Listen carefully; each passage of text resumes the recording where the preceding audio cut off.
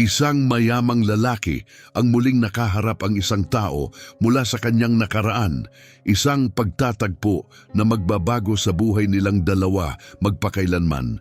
Kakaparada pa lang ni Salvador ng kanyang marangyang sasakyan nang may mapansin siyang kakaiba. Napahinto siya, halos hindi makapaniwala sa kanyang nakikita. Naroon sa bangketa si Armando, ang dati niyang kasosyo sa negosyo. Bit-bit ang isang mabigat na sako na puno ng dinurog na lata ng aluminum. Nakayuko ang katawan niya sa bigat at payat at lupaypay ang mukha. Ito ang lalaking dating may kumpiyansang namumuno sa mga pagpupulong sa boardroom at ngayon ay hindi man lang niya maitaas ang ulo upang salubungin ang tingin ni Salvador. Humahalo ang kalansing ng mga lata sa ugong ng trapiko sa lungsod. Ngunit sa pagitan ng dalawang lalaki, may katahimikan na tila mas mabigat pa kaysa anumang salita. Paano nauwi si Armando sa ganito? Nanikip ang sikmura ni Salvador habang tinititigan ng gusgusing damit ng lalaki ang mga kamay na puno ng dumi at ang kupas na sombrerong halos hindi na natatakpan ang uban niyang buhok. Hindi ito basta tao lang, ito ang taong minsang pinagkatiwalaan niya na parang kapatid. Dahan-dahang tumingala si Armando at nagtagpo ang kanilang mga mata, ang pagkabigla ni Salvador at ang hiya ni Armando. Mabigat ang hangin sa pagitan nila, puno ng mga salitang hindi masabi, hinaharangan ng pader ng kahihiyan. Halos hindi makalunok si Salvador habang tumitingin mula sa sako ng mga lata pabalik sa pagod na mukha sa harap niya. Noon magkasama nilang binuo ang mga pangarap at imperyo. Ngayon, sa bahaging ito ng kalsada, tila huminto ang oras habang ang mundo sa paligid ay patuloy na gumagalaw. Huminga si Armando ng nanginginig, hindi pantay ang pag-angat ng dibdib sa ilalim ng luma at kupas na t-shirt. Pinagmamasdan siya ni Salvador habang tila humahaba ang sandali. Pilit inuunawa ang tanawin ng dati niyang mapagmataas na kasosyo na ngayoy nauwi sa ganito. Dahan-dahan siyang lumapit ngunit umatras si Armando ng kusa. Kumalansing ang bag ng mga lata at ang tunog ng metal ay umalingaw-ngaw na parang kalungkutan. "Ikaw ba talaga yan, Armando?" Tanong ni Salvador, magaspang at pilit ang boses, hindi dahil nagdududa siya, kundi dahil masakit tanggapin ang katotohanan. Tumingin sa kabilang direksyon si Armando, ngunit lumapit pa si Salvador, ayaw siyang hayaang magtago. "Tumingin ka sa akin," sabi niya. "Tumingin ka sa mga mata ko at sabihin mong hindi ikaw yan." Humigpit ang hawak ni Armando sa mga strap ng sako. Marurumi ang mga daliri niya, basag ang mga kuko at puno ng putik. Naalala ni Salvador ang parehong mga kamay na minsang pumipirma sa mga milyong dolyar na kasunduan, gumuguhit ng mga plano sa negosyo habang kumakain at humahawak sa kanya sa mga sandali ng tagumpay. "Ayokong makita mo ako ng ganito," bulong ni Armando, halos hindi marinig. "Sinubukan kong iwasan ang lugar na to. Ayokong dumaan sa mga gusali mo. Pero ngayon wala akong pagpipilian. Mas mataas ang bayad dito sa recycling center." May bumuo na bukol sa lalamunan ni Salvador. "Recycling center?" Ulit niya, parang walang saysay ang mga salitang yon kapag ikinakabit sa lalaking nasa harap niya. "Armando, anong nangyari sa'yo? Nasaan ka sa lahat ng panahong ito?" Inayos ni Armando ang kupas na pulang sombrero sa ulo, isang pamilyar na kilos kapag kinakabahan. Agad itong nakilala ni Salvador. Dati, ginagawa niya iyon sa mga tensyonadong pagpupulong. Noon, kurbata ang inaayos niya. Ngayon, isang nasirang sombrero sa araw ang pilit na nagsisilbing panangga. "Marami ang nangyari," sabi ni Armando sa wakas. Nakatitig sa basang semento sa paanan niya. Ang ulan kaninang umaga ay nag-iwan ng mga tubigang sumasalamin sa ilaw ng mga gusali sa paligid. Mga baluktot na salamin ng realidad na hindi nila inaasahan. Mga bagay na wala akong kontrol, mga bagay na bumasag sa akin mula sa loob. Tumingin-tingin si Salvador sa paligid. May ilang naglalakad na bumagal, nagtataka sa kakaibang tanawin, isang mayamang lalaking nakamamahaling suit na nakikipag-usap sa isang taong namumulot ng lata. Pero wala itong pakialam kay Salvador, lumapit pa siya. Tara, sabi niya, pumunta tayo sa tahimik na lugar, mag-usap tayo. Ngunit mabilis na umiling si Armando, puno ng pangamba. Hindi pwede. Kailangan kong maihatid ang mga lata ngayong araw. Dito na ako kumikita ngayon, Salvador. Kapag hindi ko naabot ang deadline sa junk shop, wala akong makakain ngayong gabi. Ang salitang kumita ay may daladalang sakit na tumama kay Salvador na parang suntok. Magkano ang kailangan mo? Tanong ni Salvador, sabay abot na agad sa kanyang pitaka. Ngunit mabilis na itinaas ni Armando ang kamay para pigilan siya. Ayoko ng pera mo, mariin niyang sabi. Sa kabila ng gusgusing itsura, may natitirang dangal sa boses niya. Hindi ako pumunta rito para hanapin ka. Wala akong ideya na nandito ka sa kalyeng to. Dahan-dahang ibinaba ni Salvador ang kamay, nalilito at nasasaktan. Kung ganon, tulungan mo akong maintindihan. Anong nangyari sa'yo? Sinabi mo noon na aalis ka sa kumpanya dahil sa personal na dahilan, mga usaping pamilya. Ibinigay ko ang bahagi mo, higit 3 milyon iyon. Paano naging ganito ang lahat? Napuno ng luha ang mga mata ni Armando, ngunit pinigilan niya. Sanay na siyang ilibing ang sakit sa loob ng maraming taon. Asawa ko, panimula niya, nanginginig ang boses. Nagkasakit si Nilde, cancer. Pancreatic. Sabi ng mga doktor, agresibo. Wala na raw siyang gaanong pag-asa. Parang gumuho ang mundo sa ilalim ng paa ni Salvador. Naalala niya si Nilde, mabait, matalino, laging mainit ang pagtanggap. Sinisiguro niyang espesyal ang bawat selebrasyon sa kanilang bahay.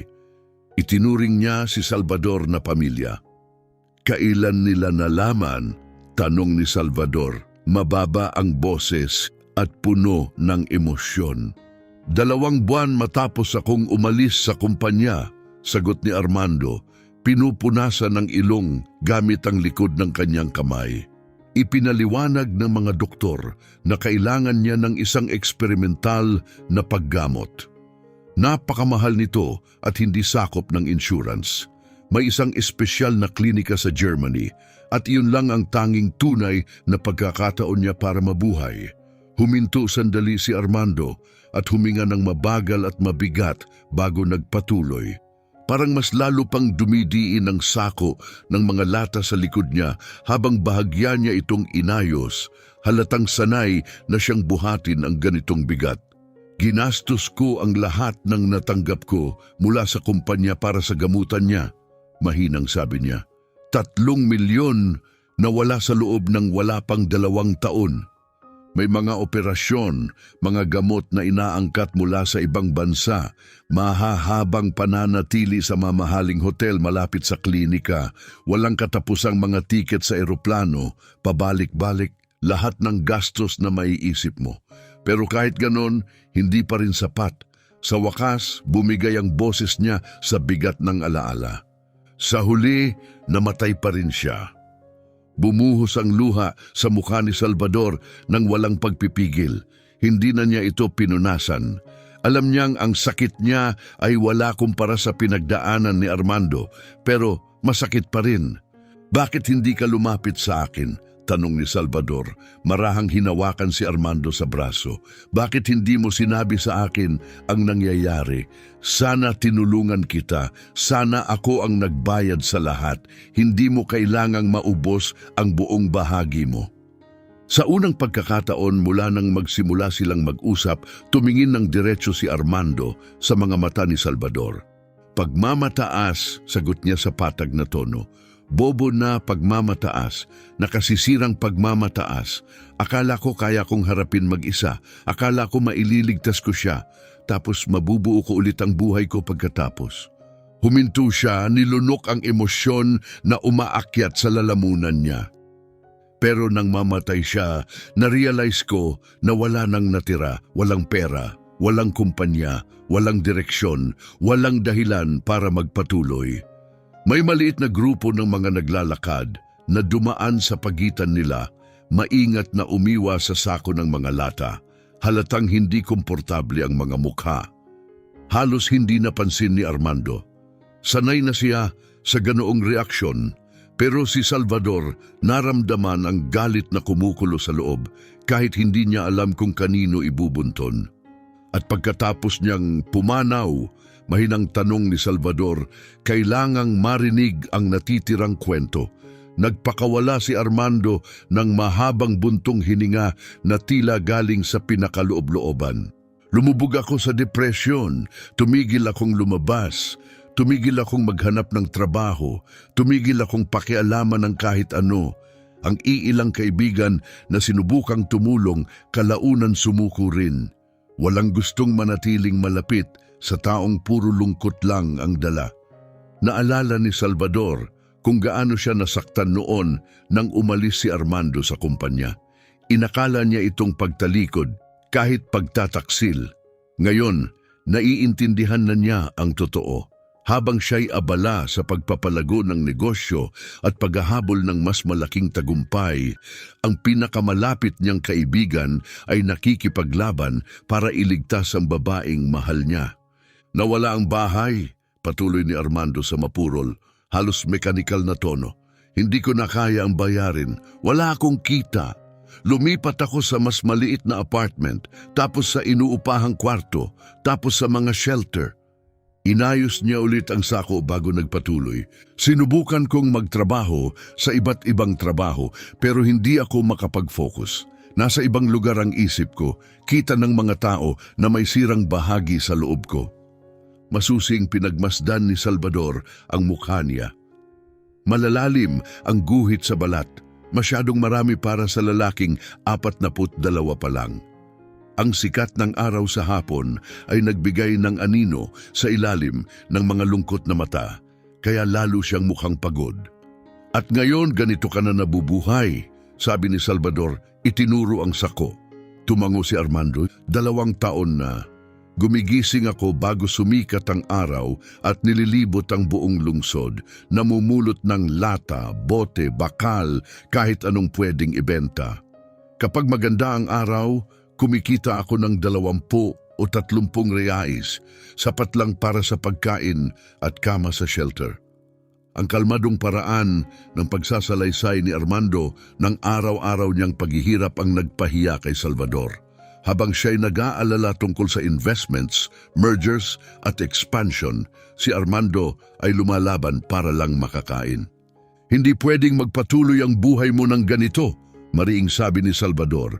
Hindi ko hahayaan, sumama ka sa akin, aayusin natin to. Nagpakawala si Armando ng mahina at pagod ng ngiti. Hindi ganon kadali. Hindi na ako ang taong naaalala mo. Namatay ang bersyon na yun kasama ni Nilde. Ang natira, ito na lang. Itinuro niya ang sarili. Isang basag na lalaki na ang kaya na lang ay mamulot ng basura. Hindi iyan totoo, agad na sagot ni Salvador. Ikaw pa rin ang lalaking nagdisenyo ng una nating building.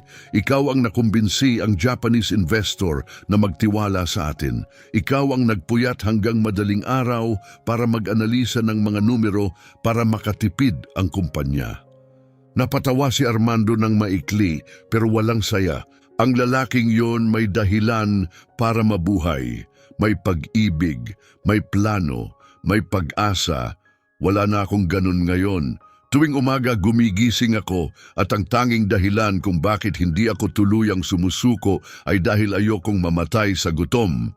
Tumama ng malakas kay Salvador ang mga salitang iyon. Sa paligid nila, normal pa rin ang takbo ng lungsod. Mga busina, tawanan sa labas ng mga restaurant, buhay na nagpapatuloy.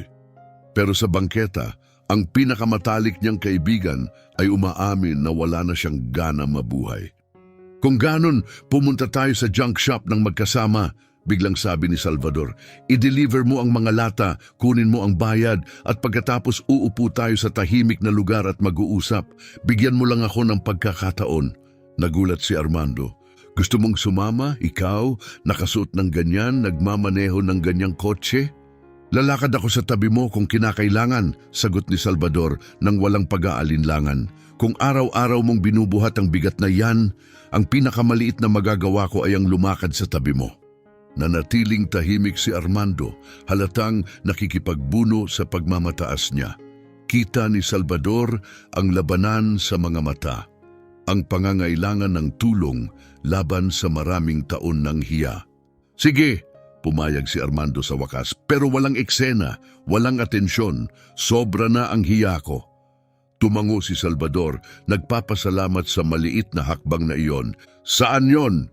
2 kanto lang, sagot ni Armando. Ikaw, magkotse ka at magkita tayo doon. Kapag sabay tayong dumating, pag-uusapan tayo ng mga tao. Gusto sanang ipilit ni Salvador na lumakad sa tabi niya, pero naintindihan niya na nagsisikap na si Armando. Hindi na niya pwedeng ipilit pa. Sige, sabihin mo ang address. Matapos ibigay ang lokasyon, nagsimulang maglakad si Armando ng mabagal. Ang sako ay umuugoy sa likod niya kasabay ng kalansing ng metal. Tunog na alam ni Salvador na hinding-hindi niya malilimutan. Sumakay si Salvador sa kotse at inutusan ng driver na sumunod mula sa malayo, nakabantay kay Armando. Sa bintana, nakita niyang umiilag ang mga tao, iniiwasan ang tingin at tinatrato si Armando na parang hindi nakikita. Ang tanawing iyon ay nagpasiklab ng galit sa kanya. Si Armando ay hindi basta tao lang sa kalsada. Siya ang nagdisenyo ng mga gusaling nagbago sa skyline ng lungsod. Siya ang lumikha ng trabaho para sa daan-daang pamilya. Siya ang tumulong sa pagangat ng lokal na ekonomiya. Nasa isang makitid na eskinita ang junk shop. Simple at magaspang ang lugar, bukas ang gate at may mga bunton ng metal na nakakalat sa loob. Nauna si Salvador at bumaba ng kotse, tahimik na nagmamasid. May mga manggagawang nagsasala ng mga piraso ng bakal, tumitimbang ng materyales at nagbubuhat ng mabibigat na bagay. Kumakapit sa mainit na hangin ng hapon ang amoy ng langis at kalawang. Pagkalipas ng ilang minuto, dumating si Armando, mabagal ang lakad sa bigat ng sako. Pinanood ni Salvador habang lumalapit siya sa counter. Isang lalaking nasa gitnang edad ang bumati sa kanya sa simpleng tango, parang karaniwang customer. Mabilis at tahimik ang transaksyon. Inilapag ni Armando ang sako sa malaking timbangan. Itinala ng manggagawa ang bigat, pinindot ang mga numero sa lumang calculator at iniabot kay Armando ang maliit na bungkus ng gusot at luma-lumang papel na pera. Mula sa kinatatayuan niya, sinubukan ni Salvador na makita kung magkano iyon, pero hindi niya maaninag ang halaga. Sa itsura ng mukha ni Armando, alam ni Salvador na hindi ganoon kalaki ang nakuha niyang bayad. Ipinasok ni Armando ang gusot na mga papel na pera sa kanyang bulsa at lumabas ng junk shop. Wala na ang sako sa likod niya pero nakayuko pa rin ang kanyang mga balikat na para bang naaalala pa rin ang bigat. Magkano ang ibinigay nila sa'yo? Tanong ni Salvador habang papalapit si Armando sa kotse. 22 reais, sagot ni Armando, itinataas ang gusot na pera. Sapat lang para sa mainit na pagkain at tulugan sa shelter ngayong gabi. Napatitig si Salvador sa pera at muling bumalik ang pagnanais niyang umiyak. 22 reais. Madalas, mas malaki pa ang nagagastos niya sa isang tasa ng kape sa Marangyang Hotel kung saan siya nagsisimula ng karamihan sa kanyang mga umaga. Pero para kay Armando, ang maliit na halagang iyon ay nangangahulugan ng pagkain at matutulugan. Ibinigay mo sa akin ang sandaling ito, sabi ni Salvador, pilit pinatatatag ang boses. Ngayon, ibigay mo naman sa akin ang ilang oras ng gabi mo. Umupo tayo, kumain at mag-usap, yung totoong mag-usap. Nagatubili si Armando, wala akong disenteng damit para sa mga lugar na pinupuntahan mo. Tapat niyang sabi, magmumukha akong kakaiba, parang hindi ako nababagay. Kung ganon, hindi tayo pupunta sa mamahalin, Malumanay na sagot ni Salvador. Pupunta tayo sa simple lang, kung saan komportable ka. Nag-isip sandali si Armando, sa kabahagyang tumango. May maliit na kainan malapit dito. Simpleng lutong bahay, walang espesyal. Kung ayos lang sa'yo.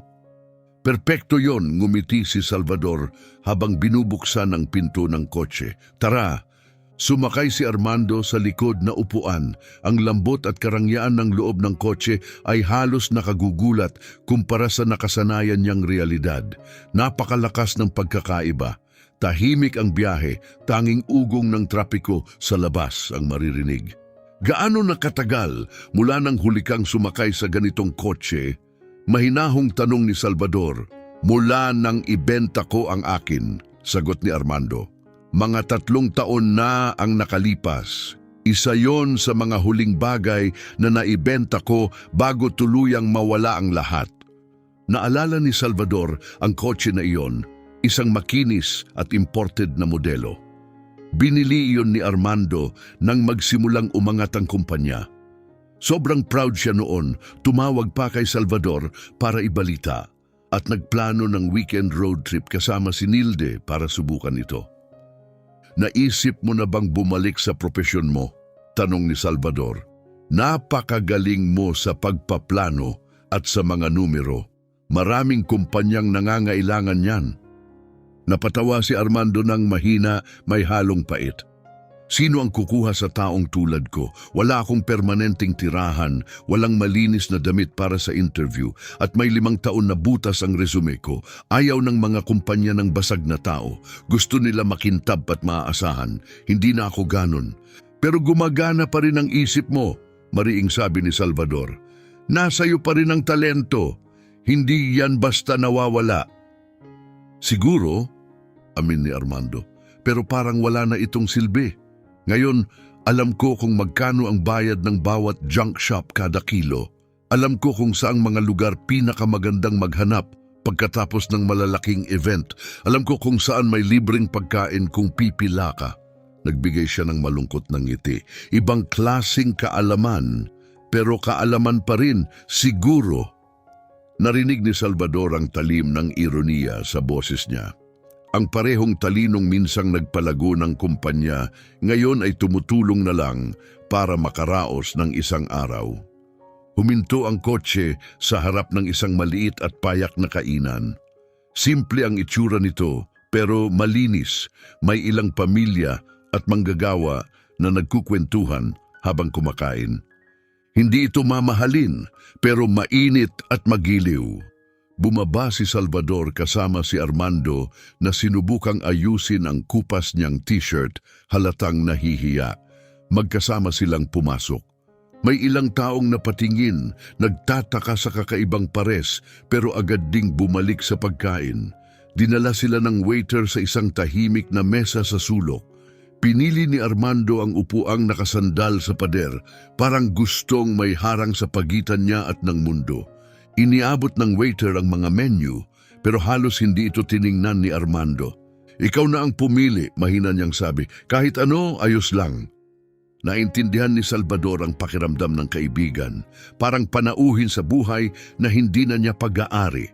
Umorder siya ng 2 simpleng putahe. Kanin, beans, inihaw na karne at salad.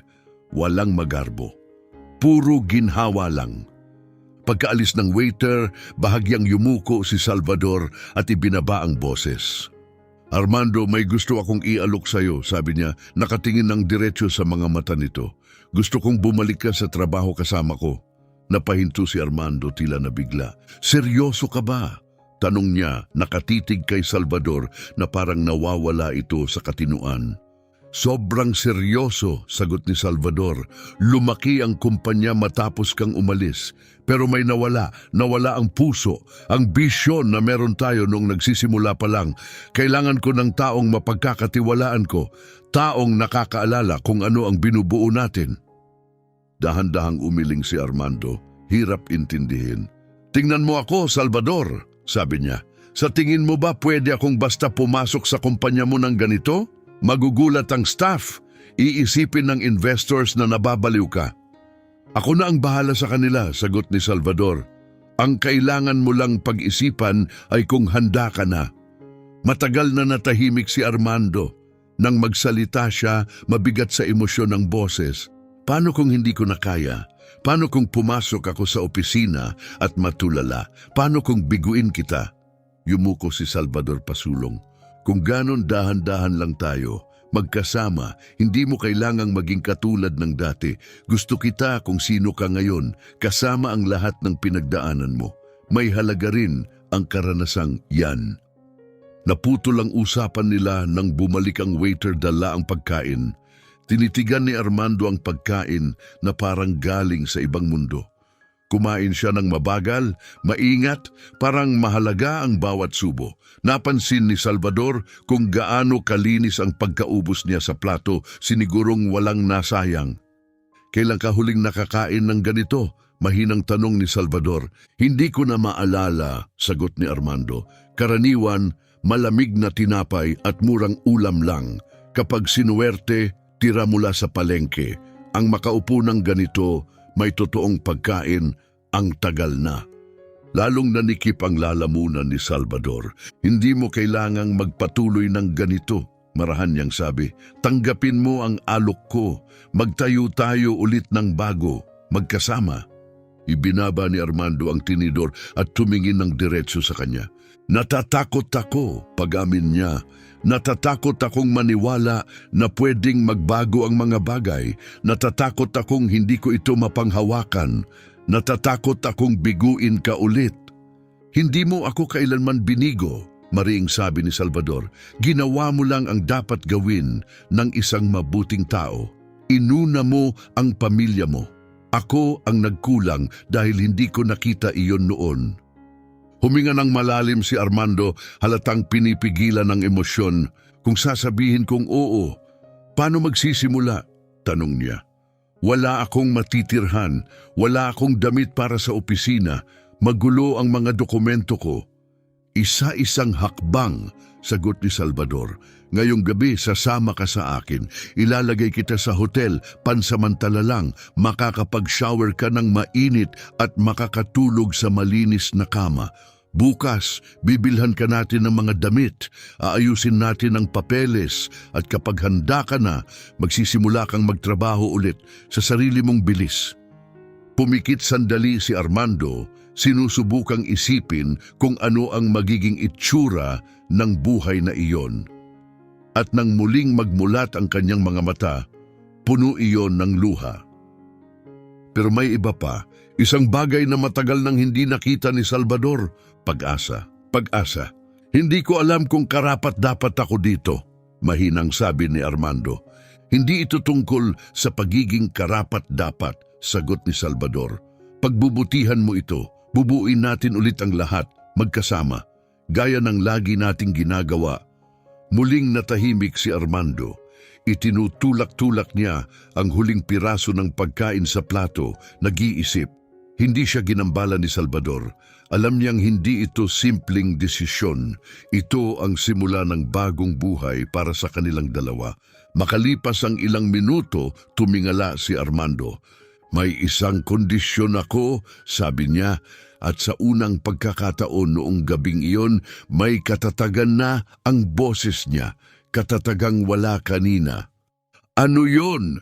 Huminga ng malalim si Armando. Kung sakaling maramdaman mong mali ito, kung nagsimula akong makahila pababa sa team, kung hindi ako nakakatulong sa paraang kailangan mo, gusto kong sabihin mo sa akin, direkta, walang paligoy-ligoy, walang awa, sawa na akong tinitingnan na parang basag ako.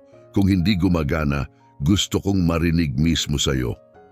Inabot ni Salvador ang kamay niya sa ibabaw ng mesa. Kasunduan, pero may kondisyon din ako.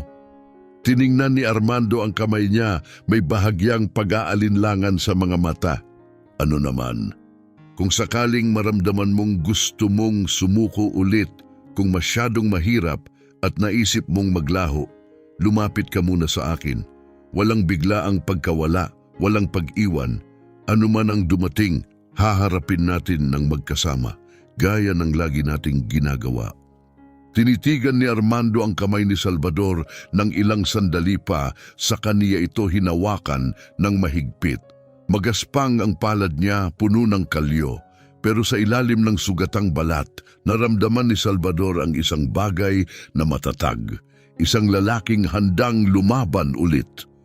Kung ganon tapos na, sabi ni Salvador, sa wakas ay ngumiti. Bukas magsisimula ang bagong kabanata. Bahagyang tumango si Armando, nandoon pa rin ang pagdududa sa mukha niya pero nagsalita siya ng tapat. Salvador, kailangan kong maging totoo. Hindi na ako ang dating ako. Marami akong dalang sakit, maraming pinsala. Baka magkaroon ako ng breakdown. Baka kailangan ko ng oras. Hindi ko maipapangakong magiging perpekto ako. Hindi ko kailangan ng perpekto. Malumanay na sagot ni Salvador. Kailangan kita, ang totoong ikaw, at handa tayo sa anumang darating. Sakto nun bumalik ang waiter at nagtanong kung gusto ba nila ng dessert. Tumingin si Salvador kay Armando na mabilis na umiling. Ramdam pa rin ang pagiging out of place. Kaya humingi na lang si Salvador ng bill. Habang naghihintay, hindi mapakali si Armando. Paulit-ulit na nilalaro ang napkin. Parang hindi totoo, bulong niya. Kanina lang nagising ako sa mabahong shelter. Hindi ko pa nga alam kung kikita ako ng sapat para makakain. At ngayon? Tanong ni Salvador. Ngayon, may pangalawang pagkakataon ako, sagot ni Armando. Hindi, mahinahong itinama ni Salvador. May pangalawang pagkakataon tayo. Dumating ang bill. Nagbayad si Salvador ng walang salita. Lumabas sila. Lumamig na ang hangin, kusang ibinilog ni Armando ang balikat niya laban sa lamig. Tara, sabi ni Salvador habang binubuksan ang pinto ng kotse. Dalhin na kita sa hotel, maaga tayo bukas. Sumakay si Armando, pero bago pa makapasok si Salvador, biglang tumawag si Armando mula sa likod. Salvador, ano yon? Nag-atubili si Armando, pinipilit hanapin ang lakas para sabihin ang bagay na matagal niyang ibinaon. Pasensya na sa paraan ng pag-alis ko sa kumpanya, sa biglaang pagkawala ko ng walang paliwanag, sa paglalakad palabas ng buhay mo. Alam kong nasaktan ka at hindi ko kailanman tinigilan ang pagsisisi doon. Lumapit si Salvador sa bukas na bintana ng kotse. Hindi mo kailangang humingi ng tawad dahil sinubukan mong iligtas ang babaeng mahal mo. Sabi niya, mabigat ang boses.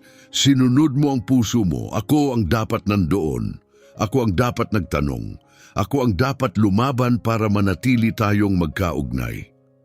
Pinunasan ni Armando ang mga mata niya gamit ang likod ng kamay. Pareho tayong nagkamali, sabi niya. Pero baka hindi pa huli ang lahat para itama. Tumango si Salvador at sumakay sa kotse. Tahimik ang biyahe. Pareho silang lumulutang sa sariling isip. Si Salvador, inihahanda na ang sarili. Paano tatanggapin si Armando pabalik sa kumpanya? Paano kakausapin ang team? Paano tutulungan ang kaibigan niyang muling makapasok sa mundong matagal na niyang iniwan? Si Armando naman, iniisip ang bagay na hindi niya pinangahasang pangarapin sa loob ng maraming taon.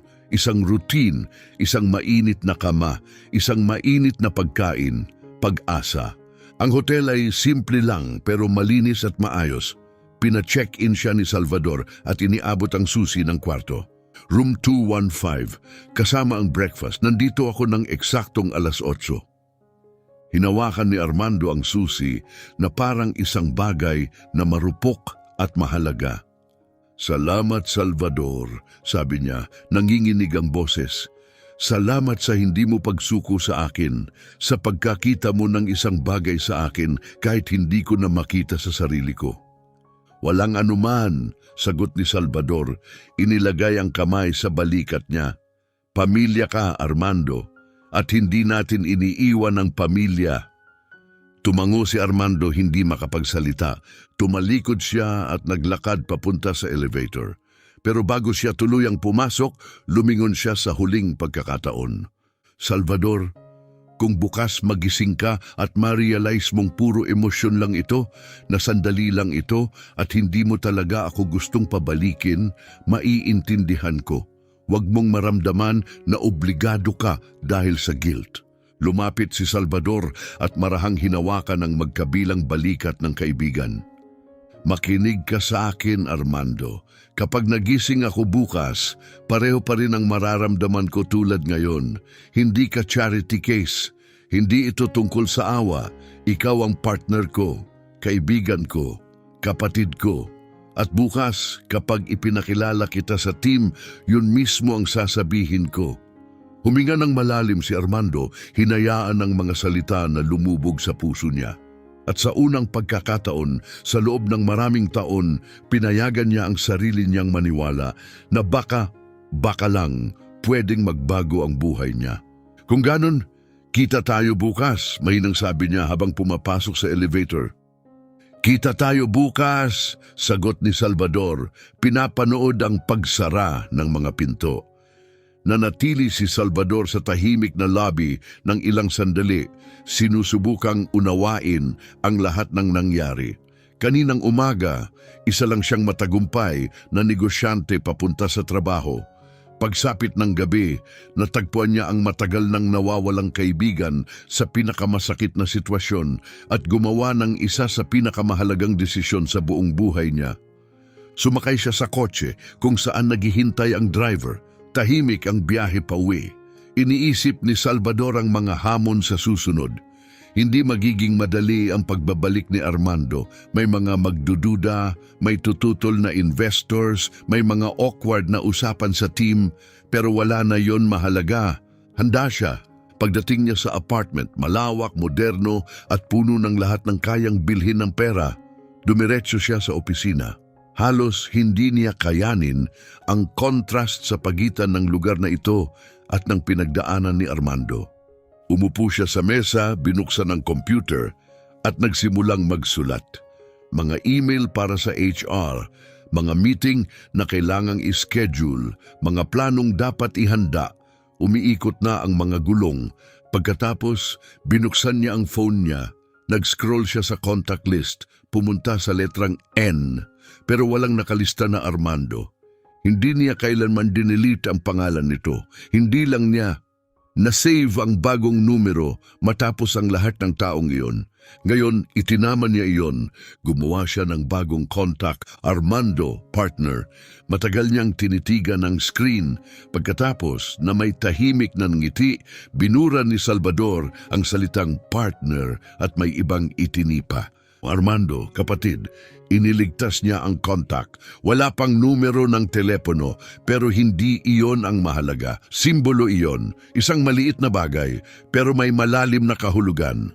Noong gabing iyon, hindi madaling nakatulog si Salvador.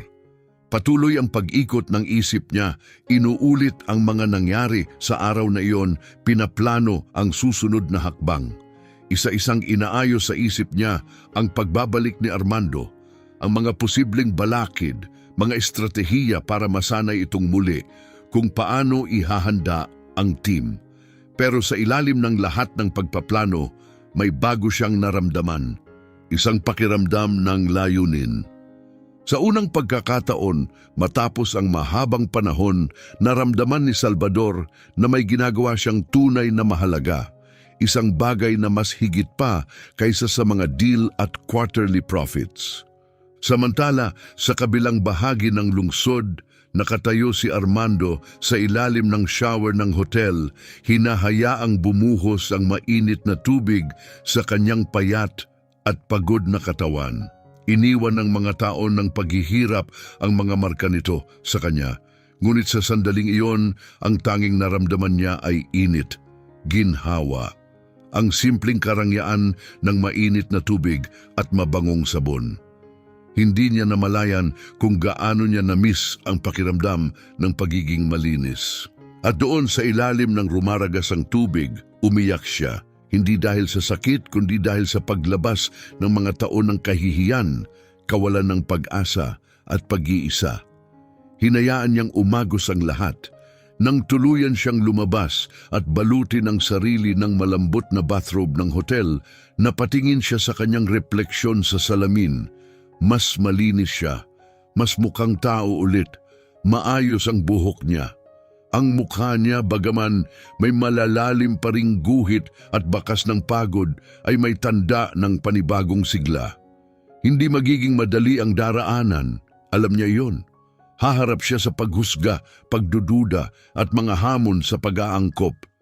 Pero ngayong gabi, sa unang pagkakataon matapos ang mahabang panahon, may iba siyang naramdaman, pag-asa. Humiga siya sa kama, sa malilinis na kumot na amoy detergent at seguridad. Napunta ang isip niya kay Nilde. Kung gaano ito magiging proud na makita siya ngayon, nakatayo sa gilid ng panibagong simula. Naisip din niya si Salvador kung paanong hindi siya nito tinalikuran kahit mas madali sanang gawin iyon. Ipinihit niya ang mga mata. May takot pa rin, may pagdududa pa rin, pero ngayon may mga posibilidad na rin. At mas higit yon kaysa sa meron siya noong nagising siya kaninang umaga. Eksaktong 8:00 kinabukasan, dumating si Salvador sa hotel. Nasa lobby na si Armando, naghihintay. Naligo siyang muli, maayos na sinuklay ang buhok at suot ang parehong damit noong nakaraang araw. Ngayon ay malinis na at plantsado ng hotel staff. Mukha siyang mas maayos, payat pa rin, may bakas pa rin ng nakaraan. Pero mas tuwid ang tindig, mas present, mas malapit sa dating siya. Nakatulog ka ba ng maayos? Tanong ni Salvador. Mas maayos kaysa sa mga nakaraang taon, sagot ni Armando. At sa mga mata niya may munting ningning ang dati niyang sigla. Bili muna tayo ng ilang damit bago tayo pumunta sa opisina, sabi ni Salvador habang tinuturo ang kotse. Hindi magarbo, yung komportable ka lang. Huminto sila sa isang simpleng tindahan ng panlalaking damit, katamtaman ng presyo, maayos ang kalidad.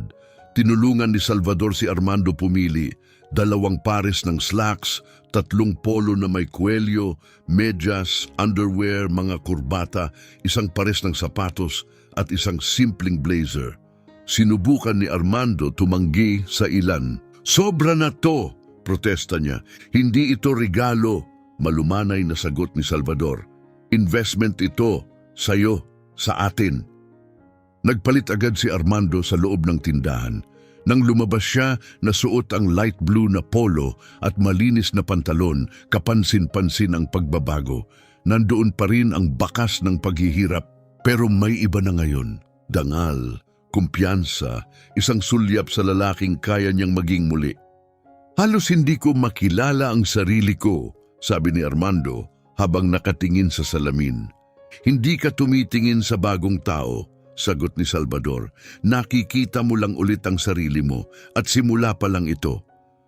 Umalis sila sa tindahan at nagtungo sa kumpanya. Habang bumibiyahe, nagsimulang kabahan si Armando. Pinagpawisan ng mga palad, bumilis ang tibok ng puso. Napansin ni Salvador ang tensyon. May oras ka pa para magbago ng isip, mahinahong alok niya, hindi bilang pressure, kundi bilang respeto. Huminga ng mabagal si Armando. Hindi, sobra na ang pagtakbo ko. Ngayon haharapin ko na. Lumapit sa paningin nila ang gusali ng kumpanya. Mataas, makinis, kahanga-hanga. Simbolo ng lahat ng binuo nila at ng lahat ng nawala kay Armando. Maganda ang narating mo, sabi ni Armando, may halong paghanga at lungkot. Maganda ang narating natin, itinama ni Salvador, at hindi pa tayo tapos. Magkatabi silang pumasok sa lobby, makinis at moderno ang loob ng gusali, marble na sahig, salaming pader, eleganteng ilaw. May ilang empleyadong napatingin kay Armando, nagtataka pero walang nakakilala sa kanya. Karamihan ay walang ideya na may pangalawang founder ang kumpanya noon.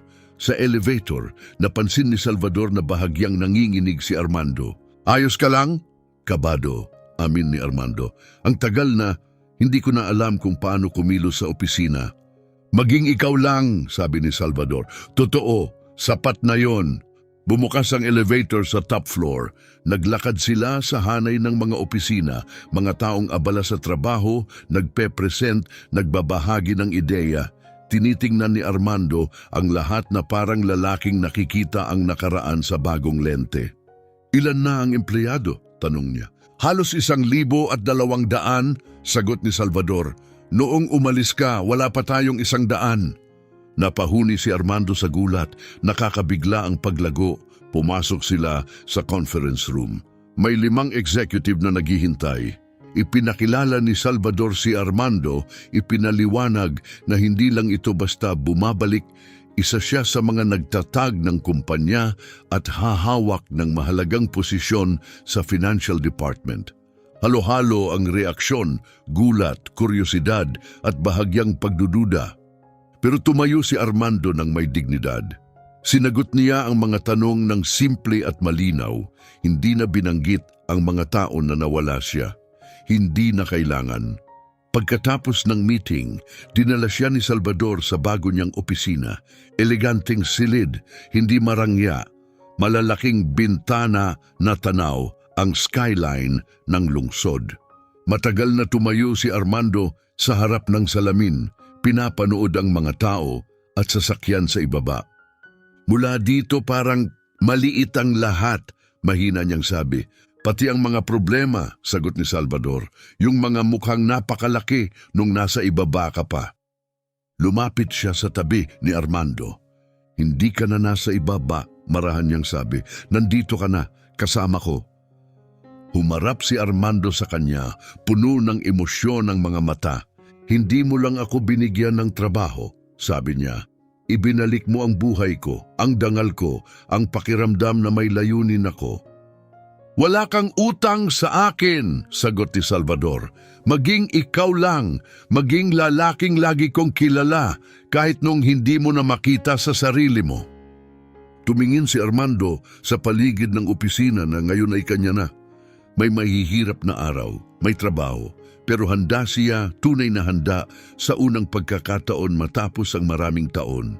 Salvador, sabi niya, matatag na ang boses, ipinapangako ko sa iyo ito, hindi ko sasayangin ang pagkakataong ito. Ibibigay ko ang higit pa sa dati, patutunayan kong tama ka sa paniniwala sa akin. Ngumiti si Salvador at inilagay ang kamay sa balikat niya. Matagal na kitang pinaniniwalaan, maligayang pagbabalik kapatid. Nagyakapan sila, mahigpit at matagal. Hindi lang ito pagbabalik ng partnership sa negosyo. Ito ang pagpapanumbalik ng pagkakaibigang minsang napunit ng trahedya pero hindi kailanman tuluyang nawasak. Naghiwalay sila. Itinuwid ni Armando ang tindig. Mas malinaw ang mga mata. Mas matatag ang postura. Kaya, saan tayo magsisimula? Tanong niya na may ngiti. Binuksan ni Salvador ang isang folder sa mesa, puno ng mga report at plano at iniusog ito sa kanya. Dito mismo, sabi niya, at magkasama muli silang nagsimula. Marami pa tayong kailangang ayusin, sabi ni Salvador. Mabilis ang paglaki ng kumpanya. Baka nga masyadong mabilis. Panahon na para balikan ang mga proseso natin, bawasan ang mga nasasayang at buuin muli ang estruktura mula sa pundasyon. Huminto siya sandali, ngumiti. Ito mismo ang klaseng hamon na dati mong kinagigiliwan. Lumapit si Armando sa mesa. Nang mapunta ang tingin niya sa mga spreadsheet at chart, may kung anong muling nagliyab sa loob niya. Isang bahagi ng isip niya na matagal nang natutulog ang nabuhay muli. Pwede ko bang tingnan? Tanong niya. Hindi ka lang basta titingin, sabi ni Salvador. Mula ngayon, sayo rin ito. Kinuha ni Armando ang mga papeles at tuluyang nilubog ang sarili sa datos. Pinag-aralan niya ang mga numero ng may parehong talas at focus tulad ng dati. Sumandal si Salvador sa upuan, pinapanood ang kaibigang muling nabubuhay. Hindi lang pisikal kundi mental. Bumabalik ang matalas at analytical na si Armando. Pagkalipas ng ilang minuto, nagsalita si Armando nang hindi tumitingala. May ilang red flags dito, hindi pa naman kritikal, pero kailangan talagang siyasatin. Ngumiti si Salvador, yun ang Armando na naaalala niya. Kaya kita kailangan, sabi niya, ikaw ang laging nakakakita ng bitak bago pa mapansin ng iba. Nagpatuloy si Armando sa trabaho, nagsusulat ng notes, nagtatanong, minamarkahan ang mga report. Tahimik lang si Salvador, pinapanood siya ng may malalim na kasiyahan. Bumalik na ang kaibigan niya, hindi lang sa gusali, kundi sa mismong gawain. Makalipas ang 1 oras, tumingala si Armando. Kailangan ko ng ilang araw para lubos na maintindihan kung paano na tumatakbo ang lahat ngayon. Pero kahit dito pa lang, may nakikita na akong mga pwedeng pagbutihin. Matatag ang pundasyon, pero marami pa tayong pwedeng i-optimize. Iyan mismo ang inaasahan kong marinig, sagot ni Salvador. Kaya, handa ka na ba? Tumayo si Armando muli sa may bintana, nakatingin sa malawak na lungsod sa ibaba. Inisip niya kung gaano kalayo ang ibinagsak niya at kung gaano na rin siya nakabalik. Naisip niya si Nilde at kung gaano ito magiging proud sa kanya ngayon. Pagkatapos ay humarap siya kay Salvador, matatag ang mga mata. Higit pa sa handa, sabi niya, pero bago tayo magsimula, may kailangan akong sabihin. Lumapit si Salvador. Ano yon? Dahan-dahang nagbuga ng hininga si Armando, pinipili ang mga salita. Nang matagpuan mo ako kahapon, tapos na ako, sumuko na ako. Hindi lang sa karir ko, kundi sa lahat. Wala na akong pag-asa. Hindi lang ako nagugutom. Unti-unti na akong nawawala. Hindi mo lang ako hinila palabas ng kahirapan, Salvador. Hinila mo ako palabas sa sarili ko. Huminto siya, mabigat ang boses. At dahil doon ibibigay ko ang lahat ng makakaya ko. Araw-araw akong haharap dahil ngayon naiintindihan ko na may mga bagay, may mga taong karapat-dapat ipaglaban kahit pakiramdam mo wala nang natitira. Inilagay ni Salvador ang kamay sa balikat niya. Kung ganon lalaban tayo ng magkasama, gaya ng dapat noon pa. Hindi naging madali ang pagbabalik ni Armando. Mas maaga siyang dumarating kaysa sa lahat. Lagi siyang unang pumapasok sa lobby at umaalis siya ng huli. Kadalasan kapag nagsisimula na ang cleaning crew. Pero ang mahabang oras ay hindi lang tungkol sa dedikasyon. Patunay iyon sa sarili niya na hindi ito panaginip na bigla na lang mawawala. Kailangan niyang maramdaman na totoo ito, na nababawi niya ang lugar niya sa pamamagitan ng pagsisikap, hindi dahil sa awa. May mga bulungan, sa mga hallway at elevator, sinusundan siya ng mga usisero na tingin.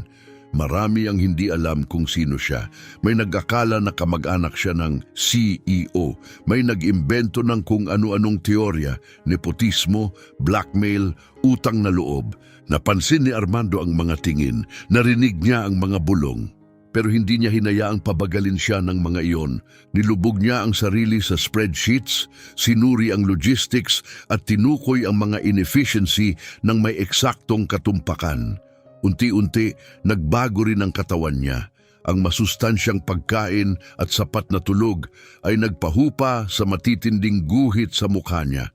Nandoon pa rin ang mga marka ng paghihirap, pero hindi na siya mukhang lalaking nasa gilid ng pagbagsak. Pagkalipas ng 3 linggo, dumating ang sandali ng katotohanan. Quarterly strategy meeting iyon at plano ni Salvador na si Armando ang mag-present. 10 direktor ang nasa loob ng modernong boardroom, nakabihis ng maayos, may pagdududa sa mga mata at tahimik. Malamig ang aircon at ramdam ang tensyon sa hangin. Tumayo si Salvador. Si Armando ang magbabahagi ngayon ng kanyang pagsusuri sa operational costs. Dahan-dahang tumayo si Armando. Bahagyang nanginginig ang mga kamay habang inilalapat sa mesa.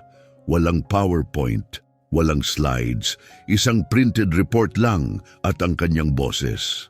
Sinuri ko ang mga kontrata natin sa transport at storage. Panimula niya, kasalukuyan tayong nagbabayad ng humigit kumulang 15% sobra dahil sa hindi epektibong ruta. Kung ililipat natin ang distribution center mula Silangan papuntang Hilagang Zone, malaki ang matitipid natin sa gastos at oras ng delivery. Bukod pa rito, may overlapping insurance policies tayo, halos 200,000 reais ang nasasayang taon-taon. Sumandal si Roberto, ang agresibong sales director, at tumawa ng bahagyang may pangungutya. Walang masama pero gaano ka nakatagal wala sa industriya? 5 taon. Nagbago na ang logistics ng lungsod. Ang paglipat ngayon ay mas magdudulot ng gulo kaysa sa tipid.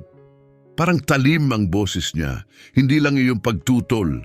Isang hamon yon. Isang paghamak. Magsasalita sana si Salvador pero bahagyang itinaas ni Armando ang kamay, pinipigilan siya. Tama ka, kalmadong sagot ni Armando habang nakatingin kay Roberto. Magiging komplikado ang paglipat pero hindi ako umaasa sa teorya o lumang datos.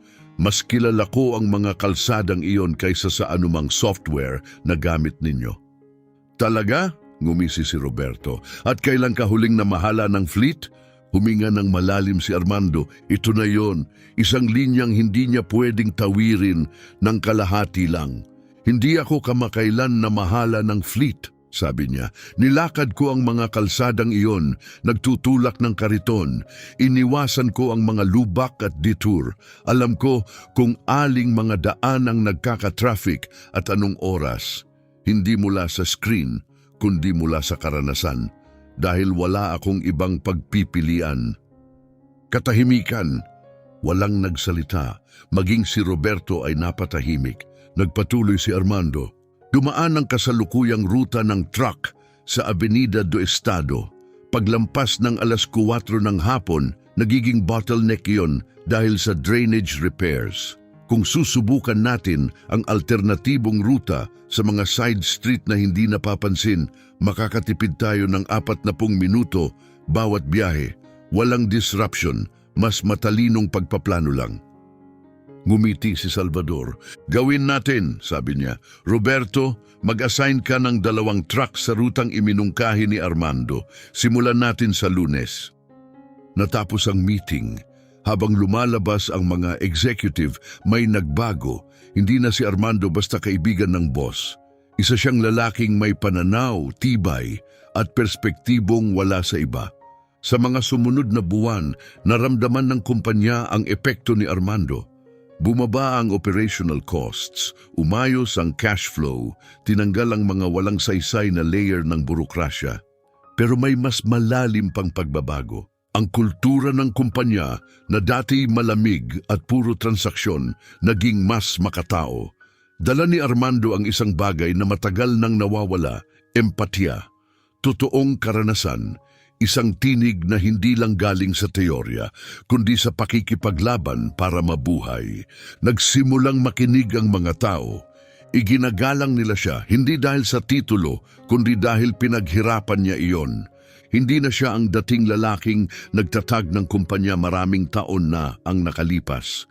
Masigit pa siya, isang survivor, isang tagabuo, isang leader na muling isinilang. At ang kwento niya na minsang ibinubulong lang sa mga hallway, ngayon ay ikinukwento ng may paghanga. Hindi bilang kwento ng awa, kundi bilang kwento ng katatagan. Ginawang ugali ni Armando ang pagbati sa mga janitor sa pangalan. Nakikipagkwentuhan siya sa mga motorcycle courier tungkol sa trapiko. Tinatanong ang mga receptionist kung kumusta ang araw nila. Nakikita niya ang mga taong madalas hindi pinapansin ng iba dahil minsan siya rin ay naging hindi nakikita. Isang hapon nadatnan siya ni Salvador na nakatayo lang, nakatitig sa isang framed na larawan sa mesa niya.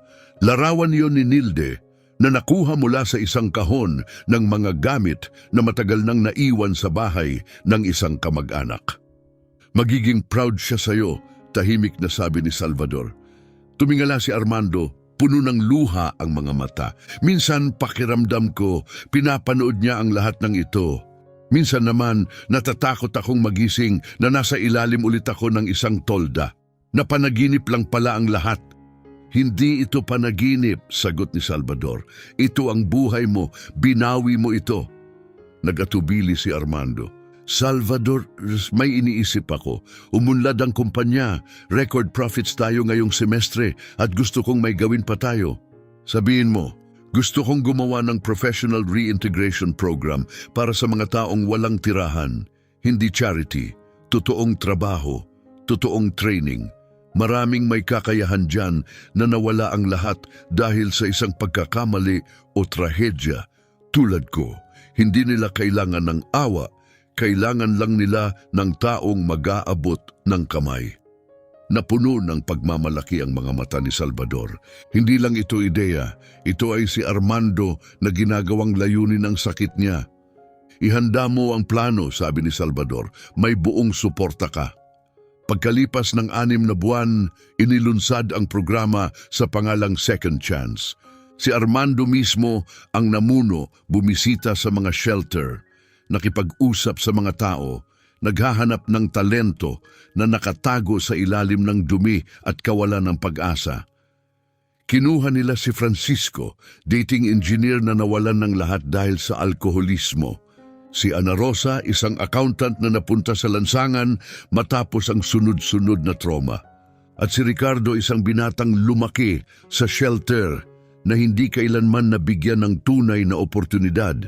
Hindi ito naging madali. 2 beses nag-relapse si Francisco at kinailangang maospital. Nakipaglaban si Ana Rosa sa panic attacks at ilang araw na hindi nakapasok. Si Ricardo naman ay nahirapan sa authority at nagkaroon ng alitan sa mga supervisor. May mga sandaling napagod si Armando. May mga pagkakataong gusto niyang sumuko. Pero nandoon si Salvador, pinapaalala sa kanya na ang tunay na pagbabago ay nangangailangan ng panahon, na ang paghilom ay hindi tuwid ang landas. At kalaunan, nagsimulang makita ang resulta na kumpleto ni Francisco ang 3 buwan na walang alak at naging masipag na miyembro ng maintenance team.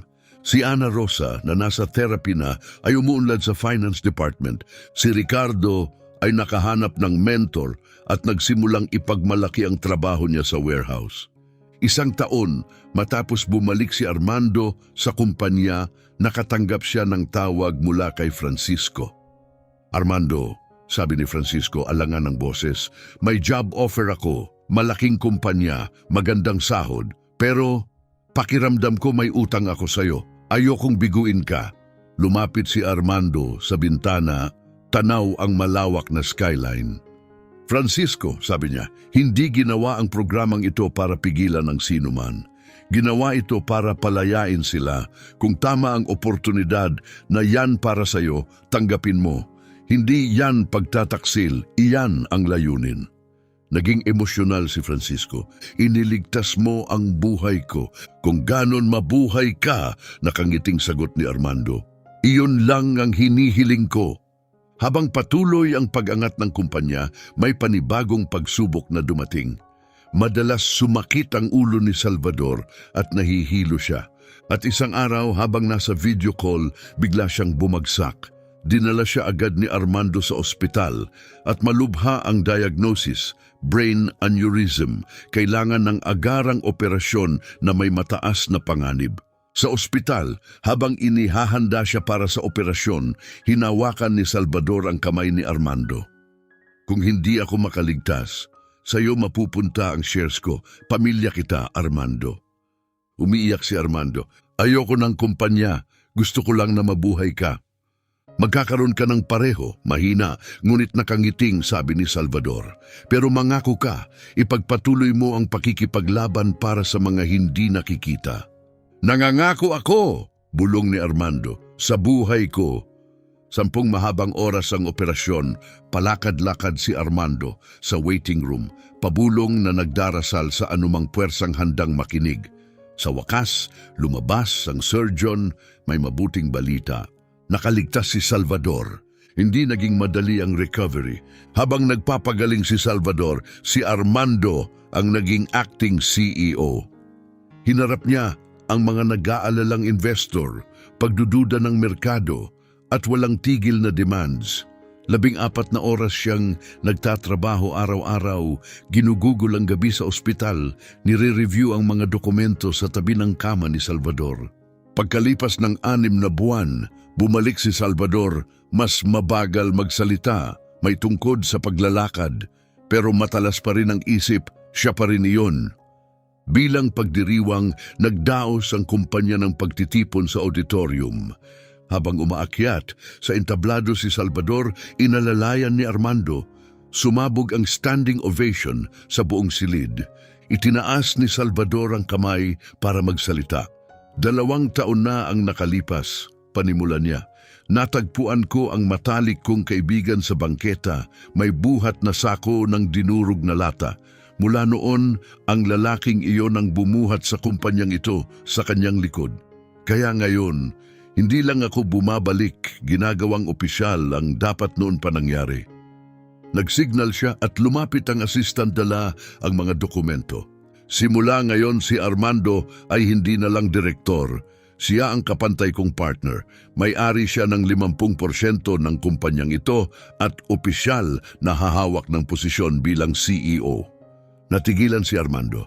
Salvador, hindi mo pwedeng... Pwede, ginawa ko na. Ngayon tumahimik ka at pumirma. Nanginig ang kamay ni Armando habang pinipirmahan ang mga papeles. Umalingaw-ngaw ang palakpakan. Habang nakatingin siya sa karamihan, nakita ni Armando ang mga matang may luha. Ilan sa kanila ay dating nasa lansangan din tulad niya. At sa unang pagkakataon, naramdaman niyang lubos siyang nakikita. Lubos siyang nasa lugar niya. Kinagabihan, tumayo sila sa rooftop ng gusali. Tanaw ang nagliliwanag na lungsod. Baliw ka, nakangiting sabi ni Armando. Ibinalik sa iyo ang kalahati ng kumpanya, sagot ni Salvador. Pinakamagandang investment na nagawa ko. Tingnan mo ang nagawa natin. Tingnan mo kung ilang buhay ang nabago at ilan pa ang mababago ngayon na ikaw ang namumuno. Tumingin si Armando sa abot tanaw. Naalala niya ang kahihiyan, ang bigat ng sako ng lata, ang takot na makalimutan. Noong nasa lansangan ako, sabi niya, hindi gutom ang pinakakinatatakutan ko. Hindi lamig, kundi ang mawala, mabura, ang maramdaman na wala akong halaga. Humarap siya kay Salvador. Ibinalik mo sa akin ang isang bagay na nawala ko, mas mahalaga pa sa anuman. Ipinaalala mo sa akin na umiiral ako. Lagi kang umiiral, malumanay na sagot ni Salvador. Natagalan lang akong hanapin ka ulit. Bumaba sila at kumain sa parehong simpleng kainan kung saan nagsimula ang lahat. Kanin, beans, inihaw na steak na may sibuyas. Nagtawanan sila, nagbalik tanaw, nagplano ng bago. Pagkatapos kumain, itinaas ni Salvador ang baso ng juice. Para sa mga bagong simula. Itinaas din ni Armando ang kanya para sa mga bagong simula at sa hindi paglimot kung saan tayo nanggaling. Paglabas nila, may lumapit na isang binatang nagbebenta ng candy. Gusgusin ang damit, pagod ang mga mata, gutom. Tiningnan siya ni Armando at nakita ang sarili niya. Inabot niya ang bulsa, kumuha ng isang daang na papel at isang business card. Ang pera ay para sa hapunan, malumanay niyang sabi. Ang card para sa kinabukasan mo. Pumunta ka sa address na ito bukas ng 9:00 ng umaga, sabi ni Armando habang inaabot ang business card sa binata. Hanapin mo ako, Armando ang pangalan ko. Napakurap ang binata, hindi sigurado kung biro lang yon. Totoo ito, tiniyak ni Armando. Tunay na trabaho. Tunay na dangal, isang pangalawang pagkakataon, pero para lang sa handang ipaglaban ito. Ako po, sagot ng binata, nanlalaki ang mga mata. Kung ganon, magkita tayo bukas. Mula sa likuran, napatawa si Salvador. Hindi ka talaga nagsasayang ng oras, ano? CEO? Ngumiti si Armando, seryoso pero kalmado.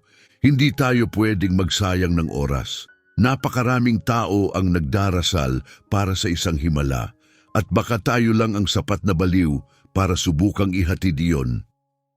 Bumalik sila sa loob ng kainan at muling umupo sa parehong sulok sa ilalim ng parehong dilaw na ilaw.